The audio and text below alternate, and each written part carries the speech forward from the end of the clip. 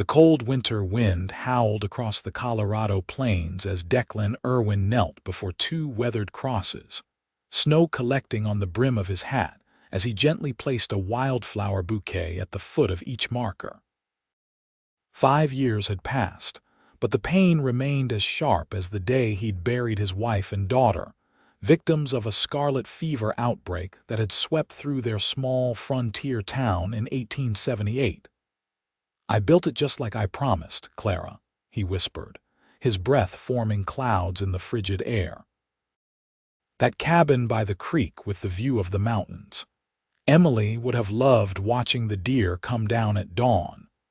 Declan pulled his coat tighter as he stood, the leather creaking against the silence of the cemetery. At 32, the lines etching his face made him appear a decade older, carved by grief as much as by the harsh western sun. The cabin had become both his sanctuary and his prison, a promise fulfilled, but empty of the laughter he'd built it to contain. Snow crunched beneath his boots as he walked toward his horse. The black gelding stomped impatiently, eager to return to the warmth of the stable. Declan mounted with the practiced ease of a man who had spent his life in the saddle, first as a cattle driver, then as a rancher with modest but respectable holdings. Now his homestead felt too vast, too quiet, with only his thoughts for company.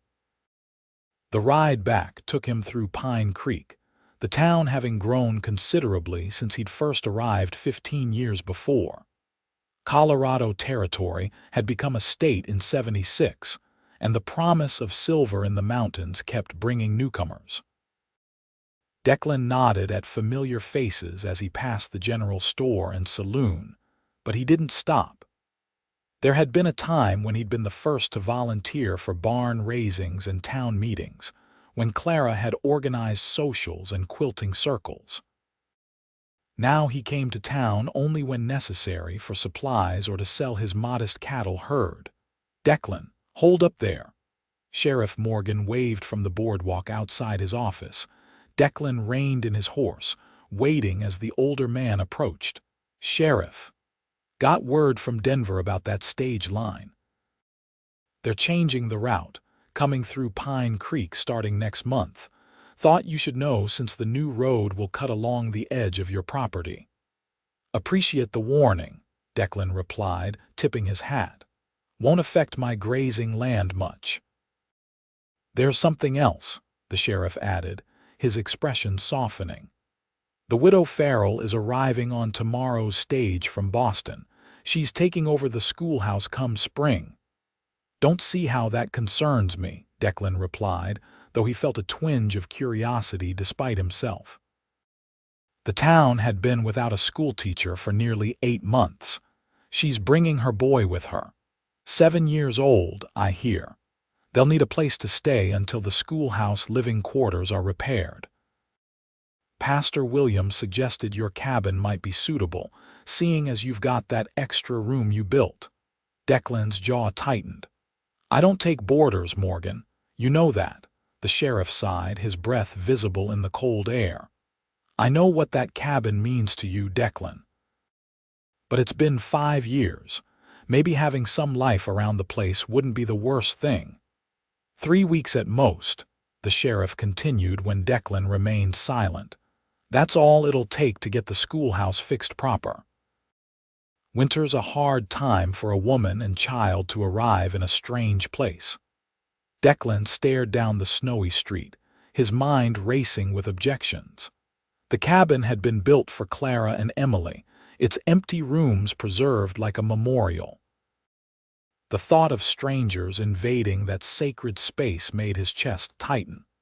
But he remembered all too well how it felt to be new and desperate in a hard land. He'd been barely 20 when he'd first arrived, with nothing but determination and the clothes on his back. 3 weeks, he finally agreed, his voice rough. "Not a day more." "You're a good man, Declan," Sheriff Morgan said, relief evident in his voice. "The stage arrives at noon. I'll bring them by afterward." As Declan rode home, snow began falling more heavily, blanketing the land in white.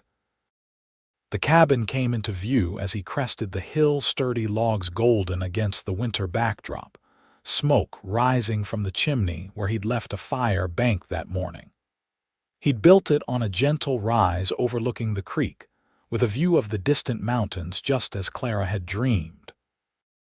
The stable and corral stood to one side, and beyond them, the small barn where he kept his milk cow and stored hay for the winter. It was a good place, built with love and care. But entering it alone each night had never gotten easier. Declan tended his horse and livestock before heading inside. The main room was warm from the fireplace, the hand-hewn furniture solid and practical. A doorway led to his bedroom, and another to the room he'd built for Emily, the room that had never been used, with the small bed and toy chest that had remained empty. Tomorrow, strangers would fill these quiet rooms. Declan stood in the doorway of the empty bedroom, trying to imagine a child's belongings scattered across the floor, a woman's things on the dresser. For a moment, the thought was almost more than he could bear. He closed the door softly and returned to the main room, where he prepared a simple supper of beans and salt pork. As he ate alone at the table he'd crafted for a family, Declan tried not to think about what the next day would bring. The stage arrived precisely at noon, right as the town clock chimed from the newly constructed courthouse. Declan had spent the morning cleaning the cabin, airing out the unused room and bringing in extra firewood. He waited on horseback at the edge of town, watching as the mud-splattered coach pulled to a stop. The driver jumped down to open the door, and a slender woman emerged, her navy blue traveling dress dusted with the dirt of the trail. Her hair was the color of burnished copper, partially hidden beneath a modest bonnet. A small boy with the same striking hair followed, clutching a worn leather satchel to his chest as he stared wide-eyed at his new surroundings. Sheriff Morgan approached them immediately, gesturing toward Declan after a brief exchange. The woman nodded, then knelt to speak to her son before they both followed the sheriff across the muddy street. "Mrs. Olivia Farrell, this is Declan Irwin," Sheriff Morgan said as they reached him. "He's kindly offered his spare room until the schoolhouse is ready. Mr. Irwin." She looked up at him with clear green eyes, her expression a careful mixture of gratitude and reserve. "My son and I deeply appreciate your hospitality. I assure you we won't be a burden." Declan nodded stiffly, noting how the cold had brought color to her cheeks. She was younger than he'd expected, probably in her mid-20s, with a determined set to her chin despite the weariness evident in her posture. "The boy can ride with me," Declan said, dismounting. "Mrs. Farrell can take the wagon with your luggage, Sheriff."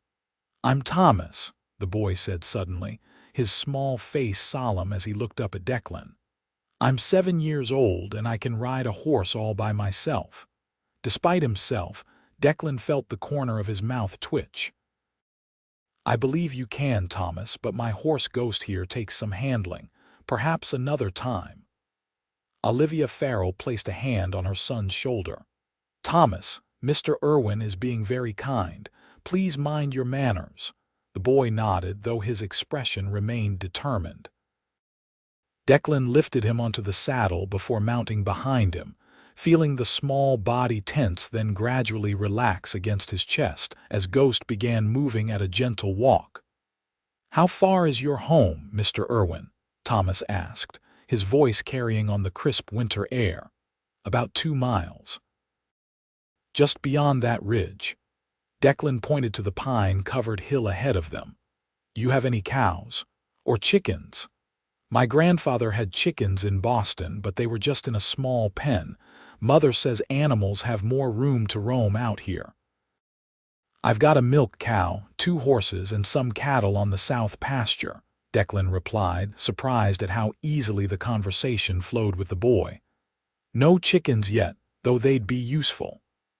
"I could help take care of chickens," Thomas offered eagerly. I'm very responsible, Mother says so. Behind them, the wagon creaked as Sheriff Morgan and Mrs. Farrell followed, their conversation too distant to hear. Declan wondered what the widow thought of the arrangement, of being forced to rely on the charity of a stranger in this unfamiliar place. As they crested the ridge, the cabin came into view, smoke still rising lazily from the chimney. Thomas let out an appreciative gasp. It looks like the pictures in my book, a real Western cabin. His excitement was palpable. Is that a creek down there? Does it have fish? Rainbow trout, when the water's running clear, Declan answered, finding himself unexpectedly pleased by the boy's enthusiasm. Too cold for fishing now, but come spring, that creek's full of them. They reached the cabin just as fat snowflakes began drifting from the sky. Declan helped Thomas down before tying Ghost to the rail and moving to assist with the luggage. Mrs. Farrell stepped down from the wagon, her expression softening as she took in the cabin and its surroundings. "It's lovely," she said quietly. "You have a beautiful home, Mr. Irwin." Something in her sincere appreciation made Declan's throat tighten unexpectedly. He nodded curtly, busying himself with unloading the trunks. "I'll get these inside for you, then show you around," he said, lifting the first of two modest trunks. "Sheriff, you staying for coffee?" "Best get back before this snow picks up," Morgan replied, looking at the darkening sky. "Mrs. Farrell, I'll check on you tomorrow. The ladies from the church are planning a welcome gathering once you're settled." After the sheriff departed, Declan carried the trunks into the cabin, placing them in the small bedroom that would now belong to Olivia and Thomas. The room looked different already, warmer somehow with the late afternoon light filtering through the curtains Clara had sewn years ago. "This will be perfect," Olivia said from the doorway, removing her bonnet to reveal more of that striking copper hair. "Thomas, come see our room." The boy darted past Declan, exploring the space with undisguised curiosity. "Look, Mother. There's a view of the mountains, just like you said there would be." Declan stepped back, allowing them their moment of discovery. In the main room, he stirred the fire and put coffee on to boil, feeling strangely unsettled by the sounds of movement and conversation now filling his once silent home. When they emerged from the bedroom, Olivia had removed her traveling jacket, revealing a simple blouse and the slender curve of her waist beneath her skirts. She'd tidied her hair, though wayward strands still framed her face, softening the composure she clearly struggled to maintain. "Mr. Irwin, I want to thank you properly for opening your home to us," she said, her hands clasped before her. "I understand from Sheriff Morgan that you value your privacy, and I promise we'll respect your space and routines." "No need for thanks," Declan replied gruffly. "Coffee's almost ready.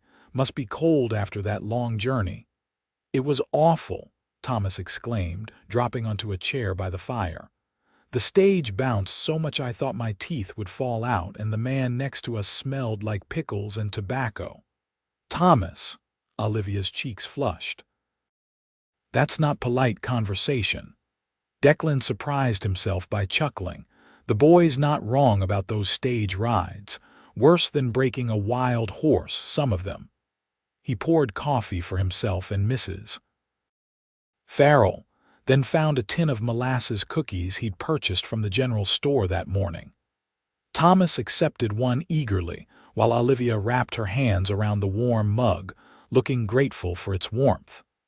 "Have you lived in Pine Creek long, Mr. Irwin?" she asked after taking a sip. 15 years, he answered, settling into his chair across from them. "Came out from Missouri when I was just 20. And you built this cabin yourself. It's remarkably well crafted." Declan hesitated, the familiar pain surfacing. "Built it 5 years back." Something in his tone must have warned her away from further questions about the cabin's history. Instead, she asked about the town, the school, and what he could tell her about her future students. About 20 children of school age in town and from the surrounding homesteads, Declan explained, finding it easier to talk about practical matters. Good families, mostly.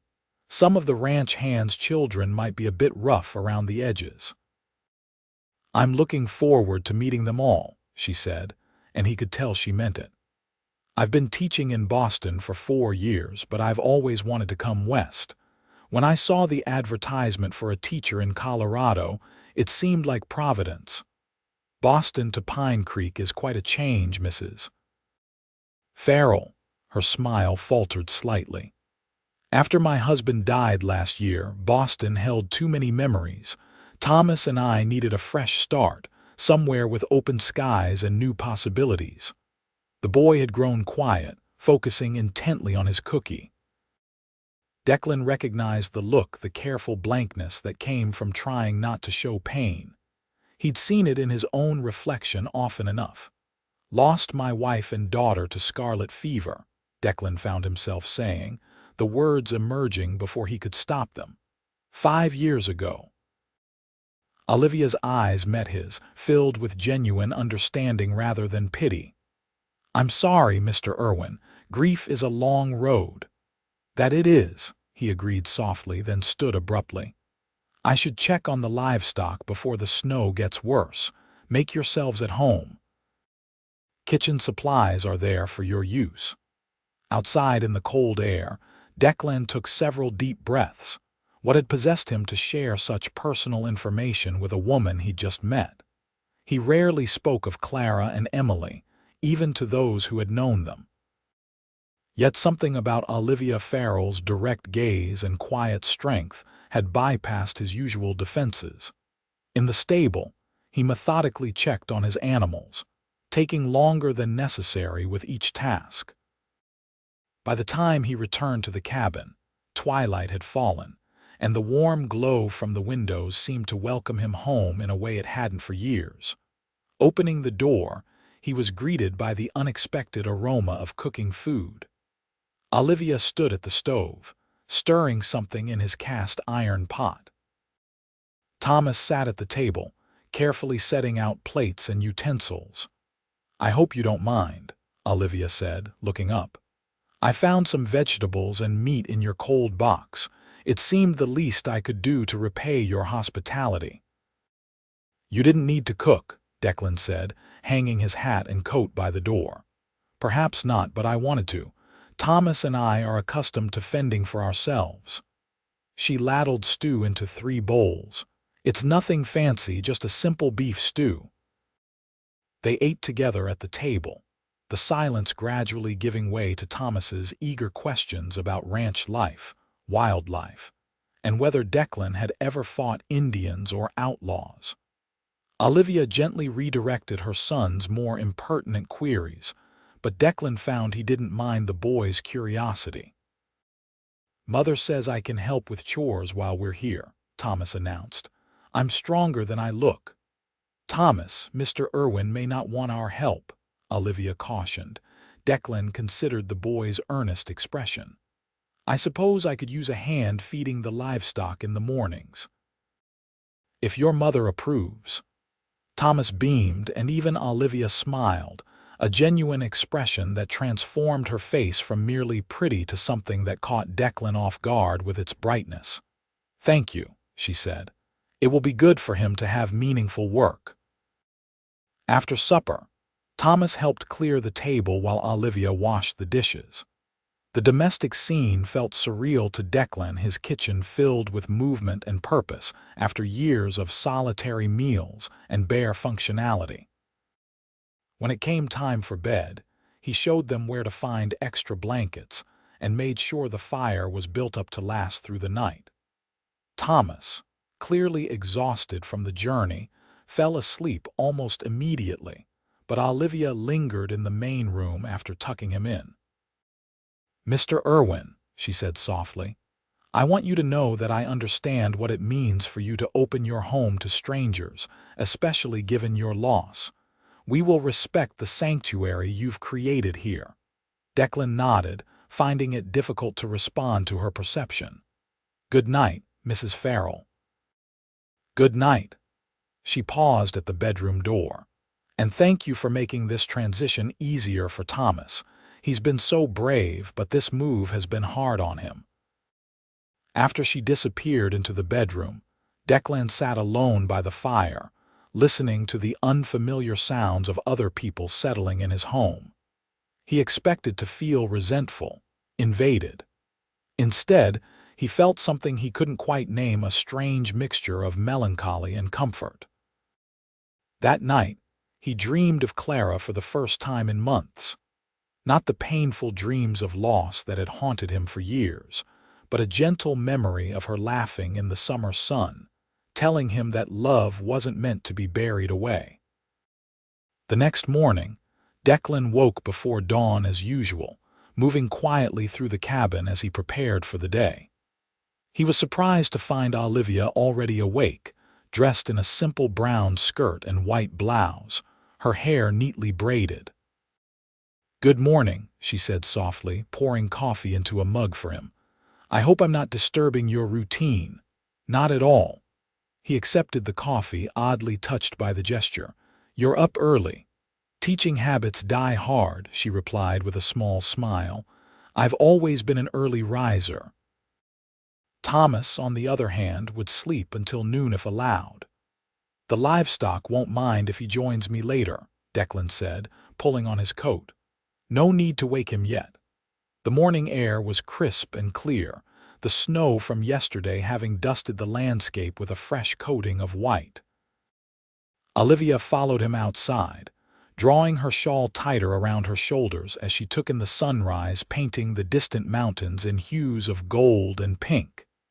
"It's magnificent," she breathed, her words forming clouds in the cold air. "Worth every mile of that dreadful stage journey just to see this." Declan glanced at her, struck by the genuine wonder in her expression. City folk often talked about the beauty of the frontier, but few truly appreciated its harsh splendor the way she seemed to. "You might not feel that way come summer, when the work never ends and the sun bakes everything to dust," he cautioned. Her green eyes met his, unwavering. "I didn't come west seeking an easy life, Mr. Irwin. I came for one with purpose." Something about her quiet determination resonated with Declan.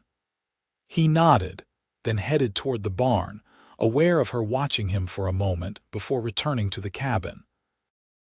By the time he returned from tending the animals, Thomas was awake and full of energy, disappointed that he'd missed helping with the morning chores. Olivia had prepared a simple breakfast of flapjacks and bacon, the cabin filled with the homey sense of cooking food. "Mr. Irwin, can I still help with something?" Thomas asked eagerly between bites. "I promise I'll get up earlier tomorrow." "We need more firewood brought in," Declan replied, finding himself charmed despite his best efforts at maintaining distance. "Think you could handle that?" "Yes, sir." The boy straightened, clearly delighted to be given responsibility. "And perhaps," Olivia added, "we might walk into town later. I should meet with Pastor Williams about the schoolhouse repairs, and I'd like to familiarize myself with the town." "I can take you in the wagon after midday," Declan offered. "Need to pick up some supplies anyway." The rest of the morning passed in a strange new rhythm for Declan. Thomas followed him around the property, asking endless questions and offering enthusiastic if not always helpful assistance. The boy's natural curiosity reminded him painfully of Emily, who had been just as inquisitive, just as eager to be part of everything. Yet there was comfort in the boy's presence too, in explaining how the ranch worked, in showing him how to properly stack firewood, in watching his face light up when a deer and her fawn appeared briefly at the edge of the trees. Olivia spent the morning organizing their belongings and preparing food for the day. When Declan came in to wash up before their trip to town, he found her examining the bookshelf where he kept the few books he owned. mostly practical guides to ranching and building, along with a Bible and a worn copy of The Last of the Mohicans. "You enjoy raiding?" she asked, turning toward him. "When there's time," he answered, suddenly self-conscious about the modest collection. "Not much for entertainment out here." "I brought several books with me," she said, gesturing toward a small stack on the table.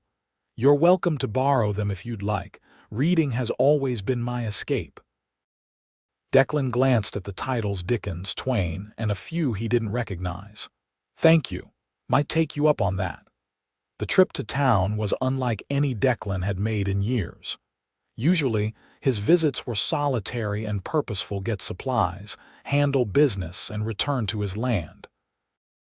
Having Olivia and Thomas with him transformed the experience entirely. Thomas pointed out every interesting sight along the way, from a hawk circling overhead to the way the creek curved beneath a fallen log.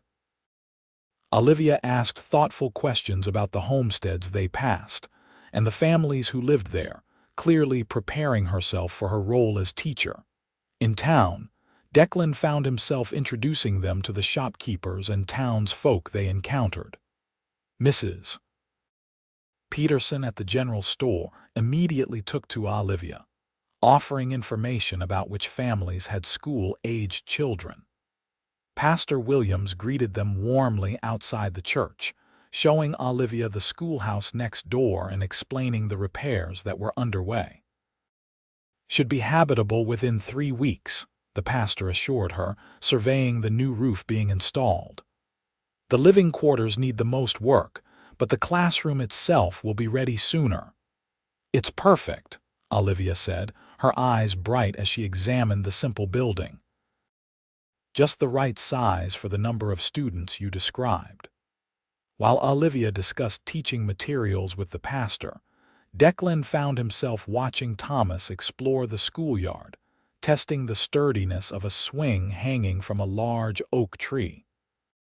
"Your boy seems excited about his new home," Sam Thompson, the blacksmith, commented as he paused beside Declan. "He's not," Declan began, then shrugged.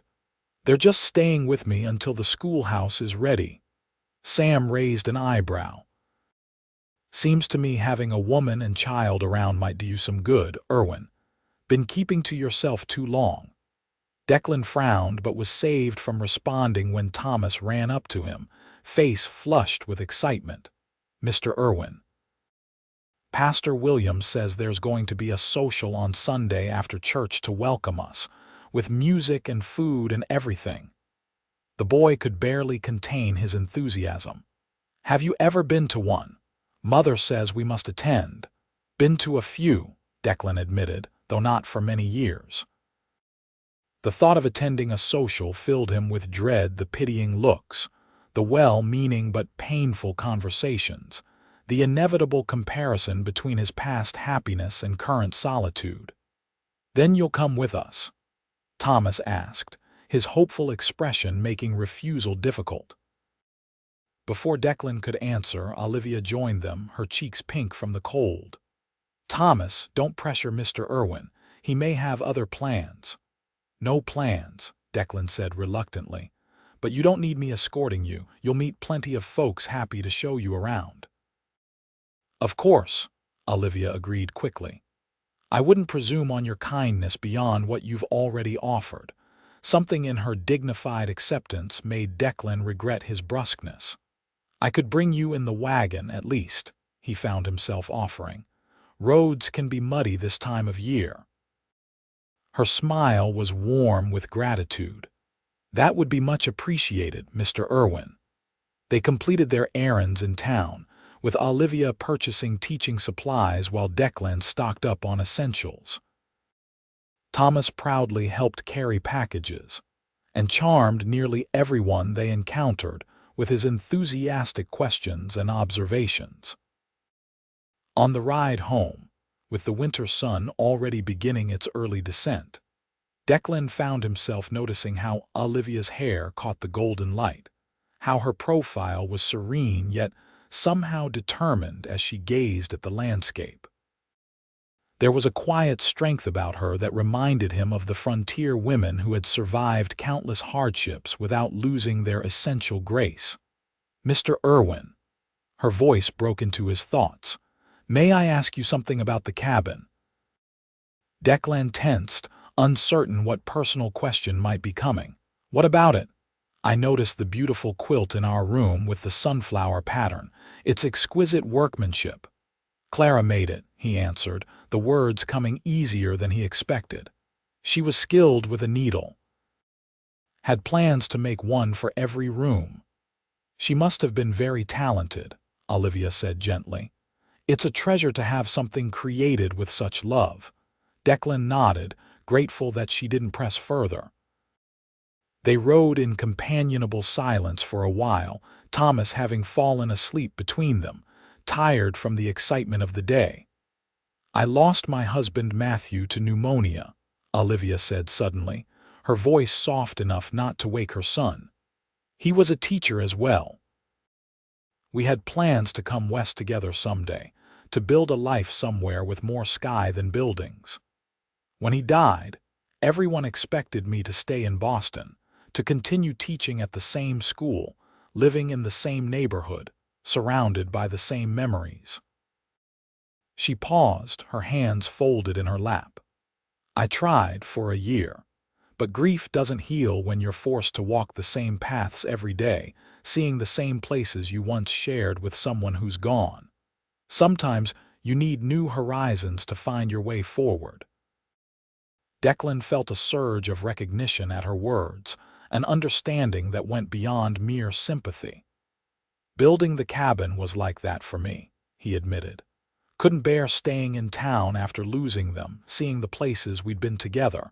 Needed something new to put my hands to." "Does it help?"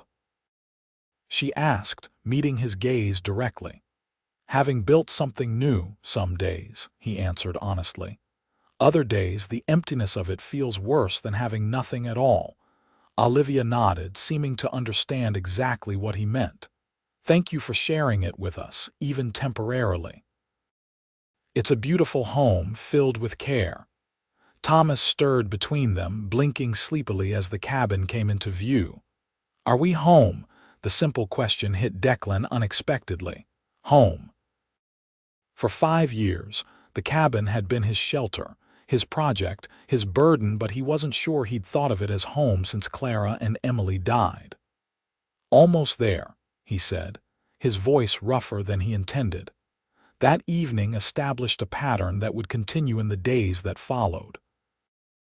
Olivia prepared dinner while Thomas helped Declan with the evening chores. They would eat together, the conversation gradually becoming more relaxed as they grew accustomed to each other's company. After Thomas went to bed, Declan and Olivia often sat by the fire, sometimes reading, sometimes talking quietly about their days. Declan found himself sharing stories about the early years in Pine Creek, about the challenges of establishing his ranch. Olivia told him about her teaching experiences in Boston, about her dreams for the school in their new community. They carefully avoided deeper discussions of their losses, yet there was comfort in the unspoken understanding between them. By the end of the first week, Declan was startled to realize how quickly he had adapted to their presence. He found himself looking forward to Thomas's earnest assistance with chores, to the warm meals that greeted him when he came in from working the land, to Olivia's thoughtful observations and gentle humor. Sunday arrived with clear skies and milder temperatures, a brief respite from winter's grip.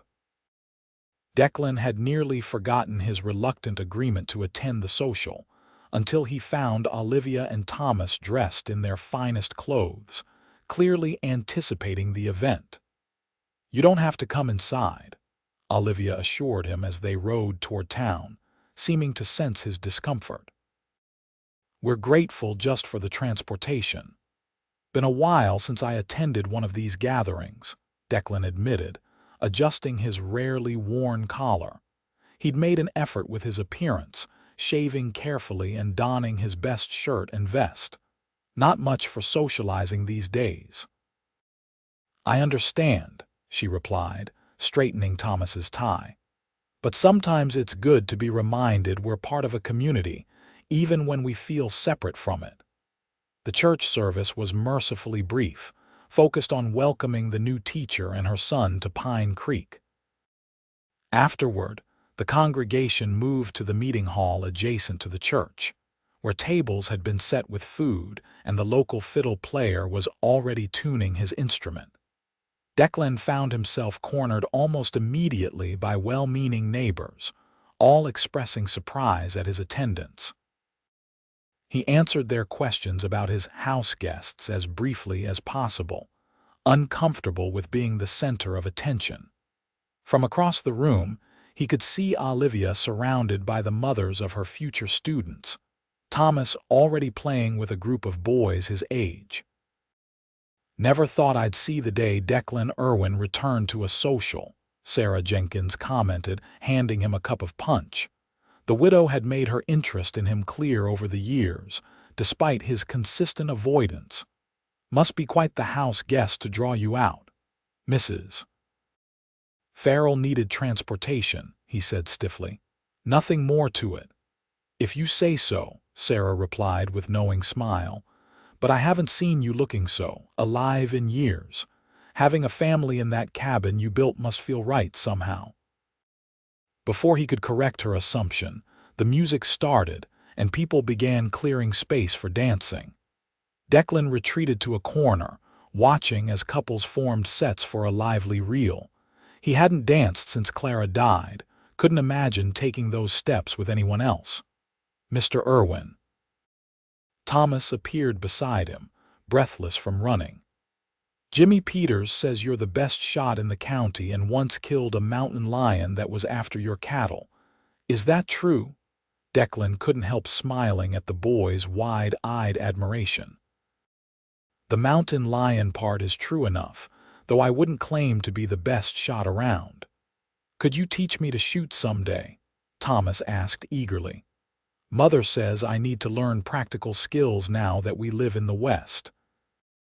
"That would be up to your mother," Declan replied, though he was touched by the request. "Where is she now?"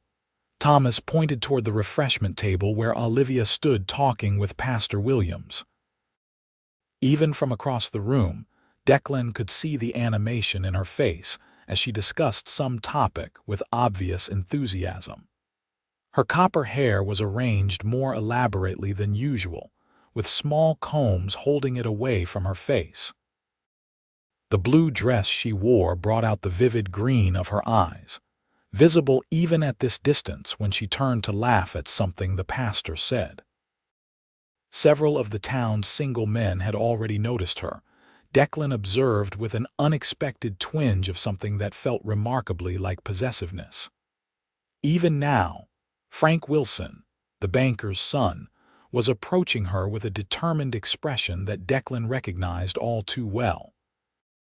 "Looks like Mr. Wilson is asking your mother to dance," Declan commented, watching as Frank bowed slightly to Olivia. Thomas made a face. "Mother doesn't like dancing much. She only did it in Boston because grandfather said it was expected." Sure enough, Olivia appeared to be politely declining Frank's invitation. The young man persisted, however, taking her hand as though to lead her to the dance floor despite her reluctance. Before he realized what he was doing, Declan was crossing the room, drawn by the flash of discomfort he'd seen cross Olivia's face. "Mrs. Farrell," he said as he reached them, "I believe you promised to introduce me to Pastor Williams's wife." Relief flickered in Olivia's eyes. "Yes, of course, Mr. Irwin. Mr. Wilson, if you'll excuse me." Frank released her hand reluctantly, clearly disappointed. "Perhaps later then, Mrs. Farrell." As they moved away, Olivia gave Declan a grateful smile. "Thank you for the rescue. Mr. Wilson was quite insistent." "Seemed like you could use some assistance," Declan replied, suddenly aware that he still had his hand at the small of her back from guiding her away. He dropped it quickly. "Thomas mentioned you don't care for dancing." "It's not that I dislike it," she explained, accepting a cup of punch from him. "But since Matthew died, it hasn't felt right somehow, like part of a life I no longer live." "I understand that well enough," Declan agreed, the shared sentiment creating a moment of connection between them. They stood together watching the dancers, comfortable in their shared observation of the festivities rather than participation. Thomas ran back and forth between them and his new friends, bringing reports of conversations overheard and games being played outside. As the afternoon progressed, Declan found himself relaxing despite the crowd, content to remain by Olivia's side as she met the community members who would soon be part of her daily life. Her genuine interest in each person she met, her thoughtful questions about the town and its history, and her obvious excitement about beginning her teaching position, all spoke to a character of unusual depth and warmth. When Thomas finally began to show signs of tiring, they made their farewells and headed back to the cabin. The boy fell asleep in the wagon almost immediately, his head resting against Olivia's shoulder. "He's had a wonderful day," she said softly, smiling down at her son. "Thank you for making it possible." "Wasn't much trouble," Declan replied, though in truth, the social had been far less difficult than he'd anticipated. "Seems like you made a good impression on everyone." "I hope so. It means a lot to be accepted in a new community." She looked up at the sky, where stars were beginning to appear in the early evening. "When will the schoolhouse truly be ready, do you think?" The question caught Declan off guard. He realized with some surprise that he hadn't been thinking about their eventual departure from his cabin. The arrangement that had initially seemed like an imposition had become comfortable. "Pastor Williams said another 2 weeks at least," he answered, keeping his tone neutral. "The living quarters still need considerable work." Olivia nodded, adjusting her shawl against the cooling air. "I suppose we should begin looking for alternative accommodations soon. I wouldn't want to overstay our welcome." "No need," Declan found himself saying. "The arrangement is working well enough, unless you're uncomfortable." "Not at all," she assured him quickly. "Thomas adores being at the ranch. I've never seen him so happy, and I've found it very peaceful there." Something warm unfurled in Declan's chest at her words, at the soft way she looked at him in the fading light. "Then it's settled. Stay until the schoolhouse is properly finished." The next morning, Declan woke to the unexpected sound of laughter. Following it to the kitchen, he found Olivia and Thomas at the table, a piece of paper between them as Thomas demonstrated his artistic skills with exaggerated solemnity. "Good morning, Mr. Irwin." Thomas called when he noticed him.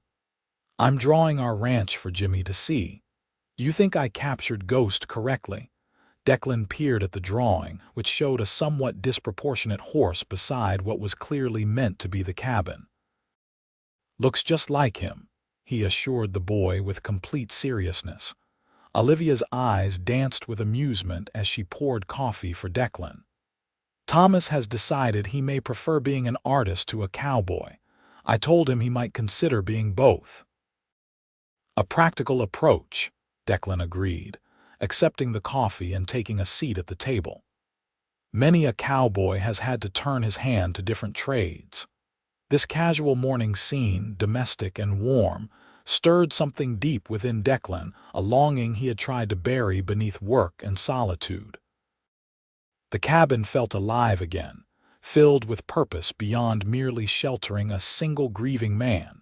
Throughout the following week, a subtle shift occurred in their daily interactions. Declan found reasons to return to the cabin for midday meals, something he had rarely bothered with when living alone. Olivia began leaving books open to passages she thought might interest him, which led to evening discussions about stories and ideas. Thomas's questions about ranching became more specific, more focused, as he absorbed everything Declan taught him about caring for the land and animals. They settled into routines that felt increasingly natural. Olivia helping Thomas with his studies each morning, Declan teaching the boy practical skills in the afternoons, all three working together to prepare meals and maintain the cabin. What had begun as a temporary arrangement of convenience was evolving into something that none of them seemed eager to name, yet all appeared reluctant to end.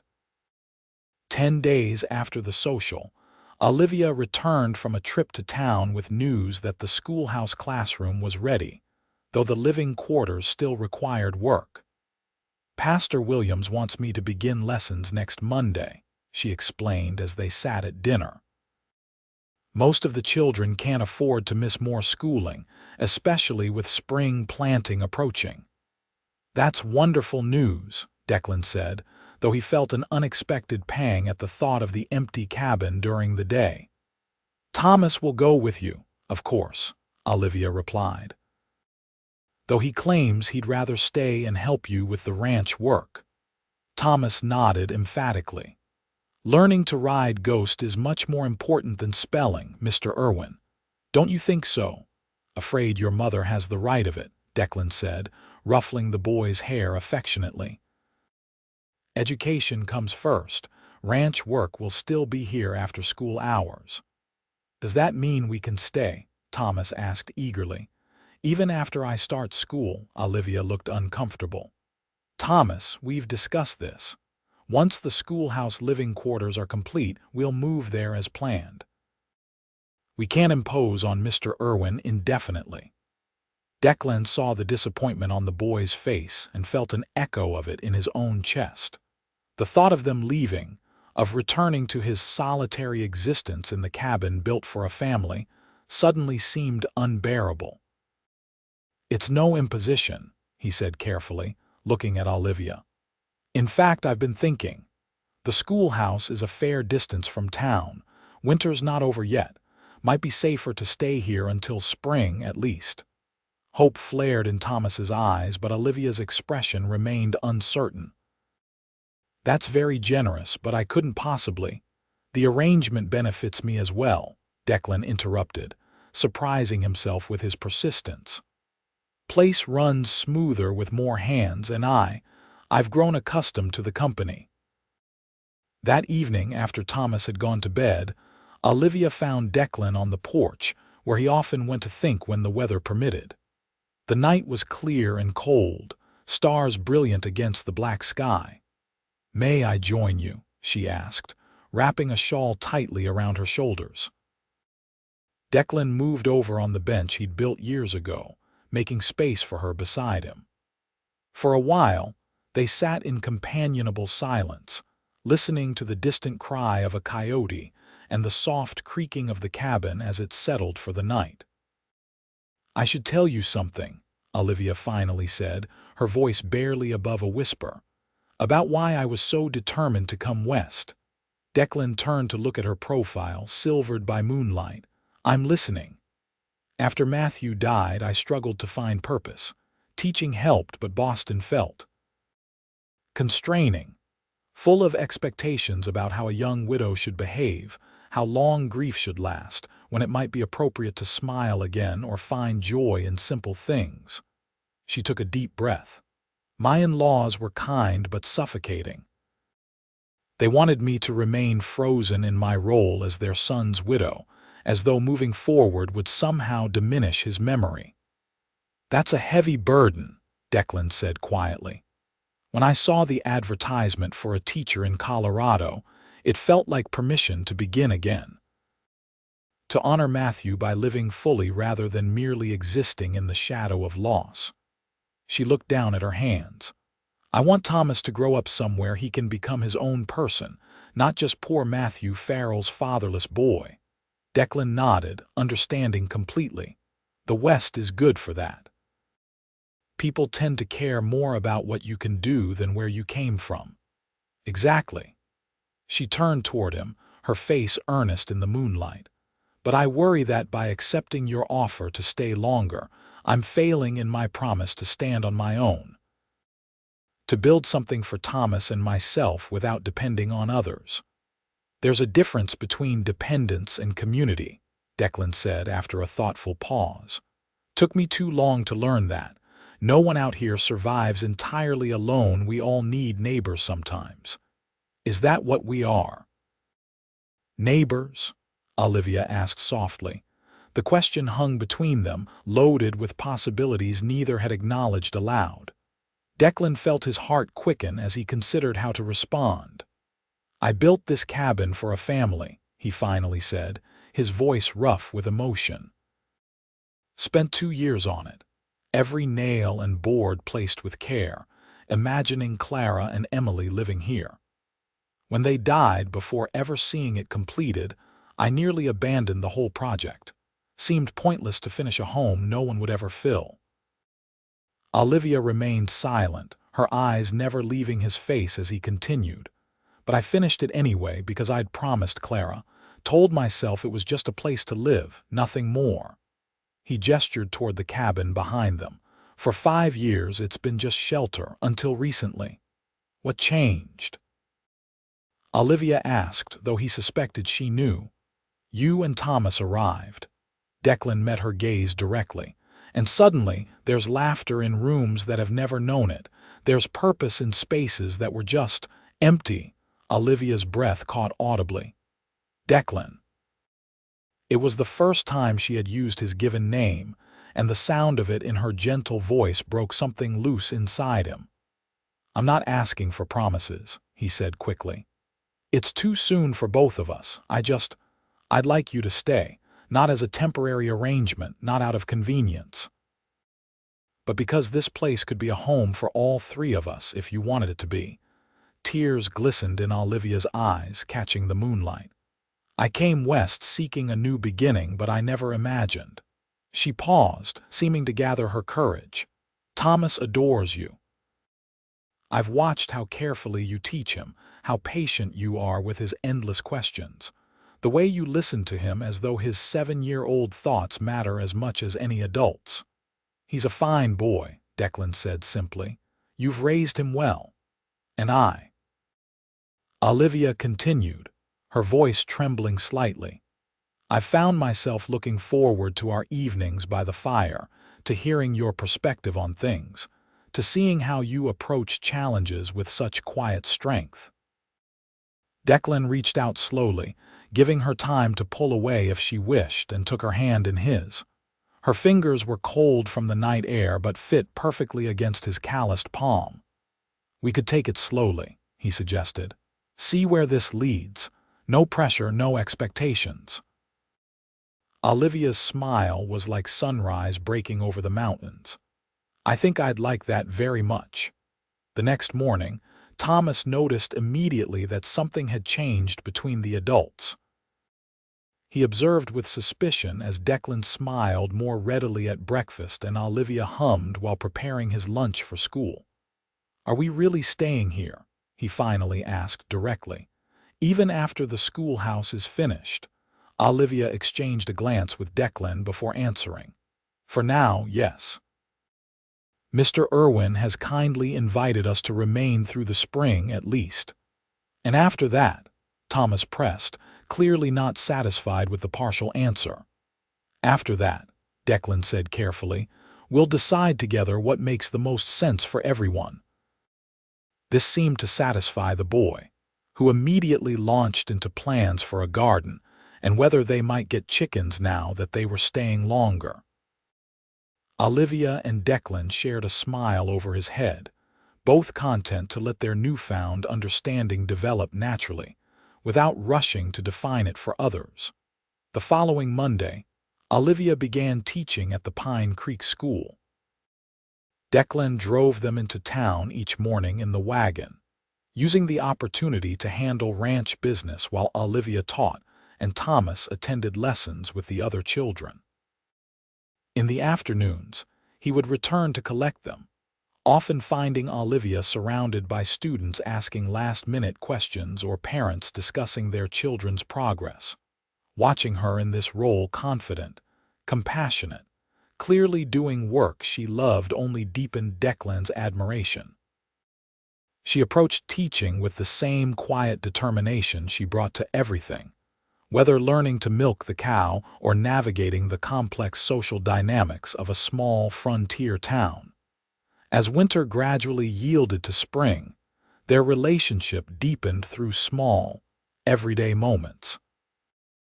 Declan taught Olivia to ride, enjoying her delight when she mastered controlling her mount without assistance.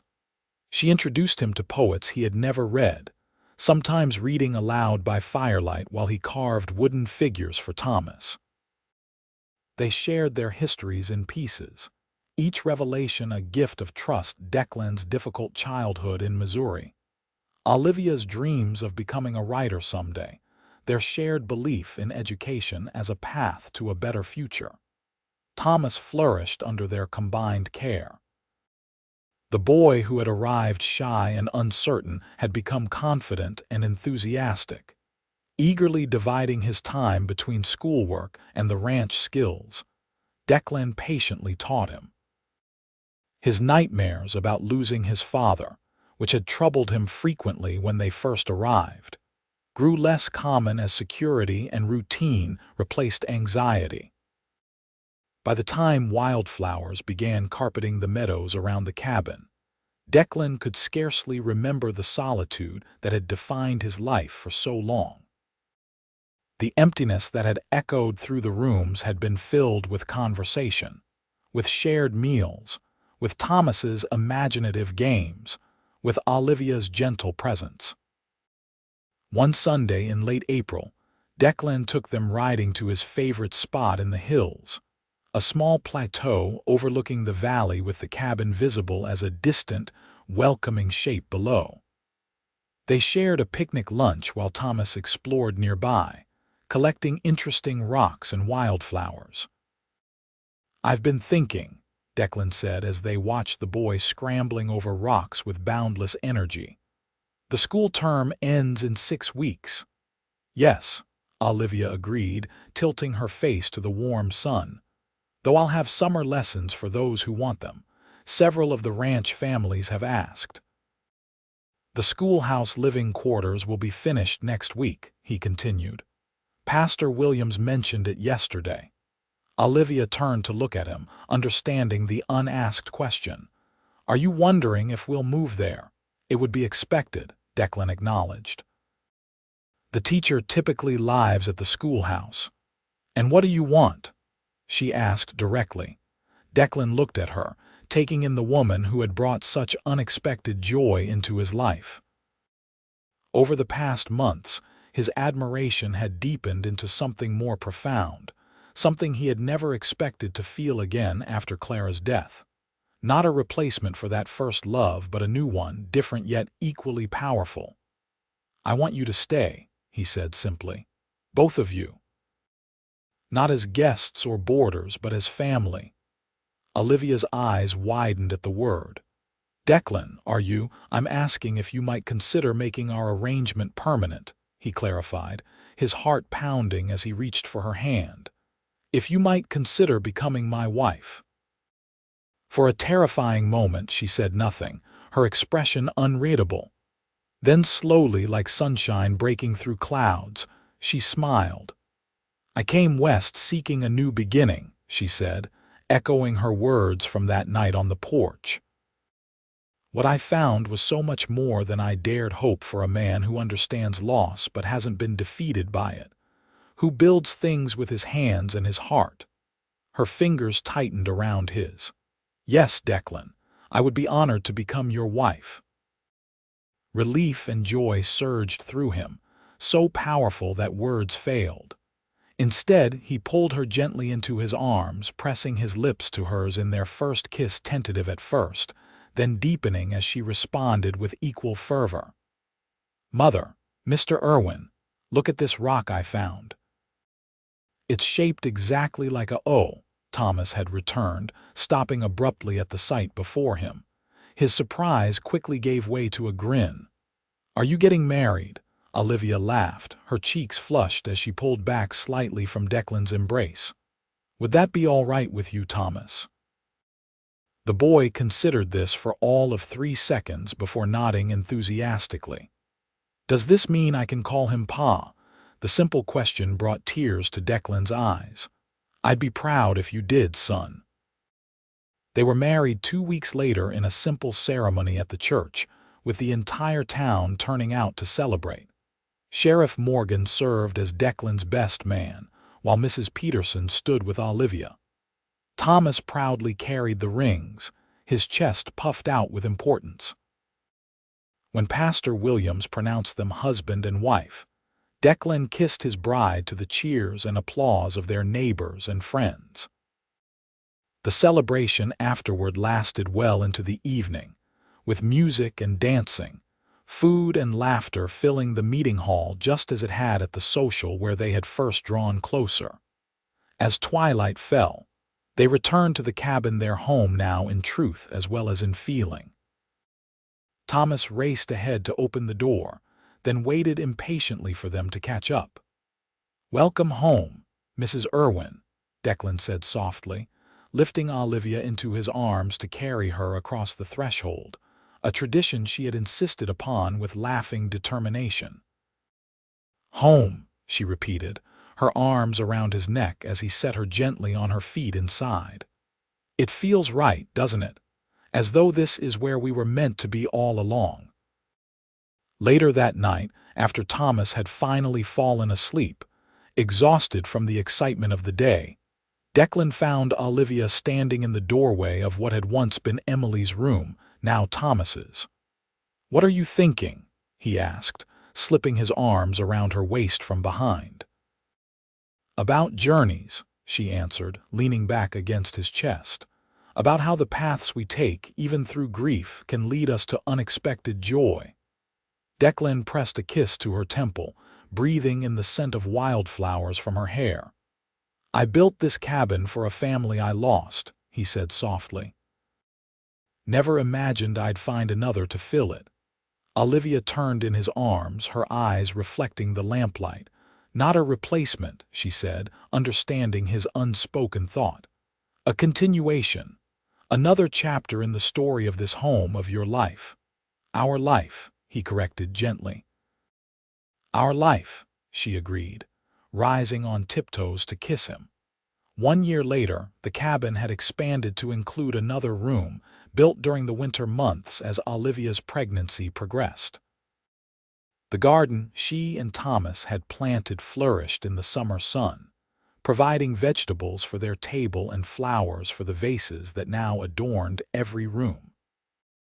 Declan sat on the porch, cradling his infant daughter as Olivia and Thomas returned from collecting eggs from the chicken coop they had built together.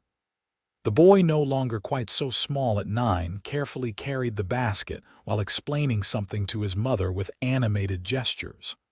"Pa." "The speckled hen laid 2 eggs today," Thomas called as he spotted Declan. "And I found where she's been hiding her nest."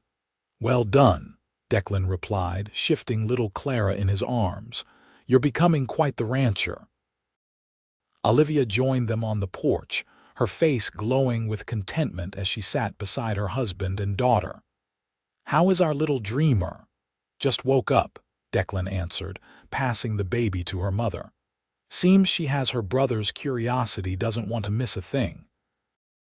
Thomas peered at his sister with the mixture of pride and occasional exasperation that characterized his adjustment to no longer being an only child.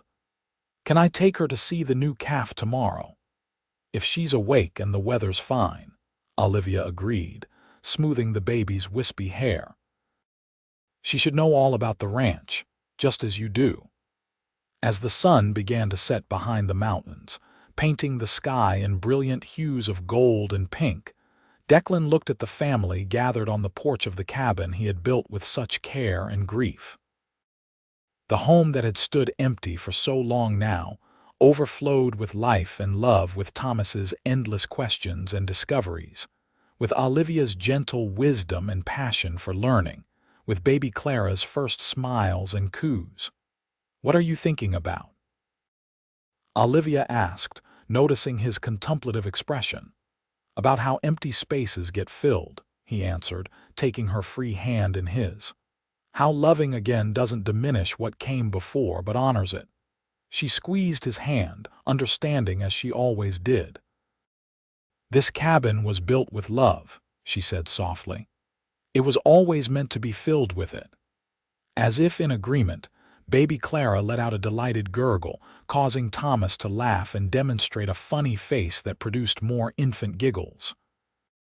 Soon all four were laughing together as the day's final light bathed the cabin in golden warmth.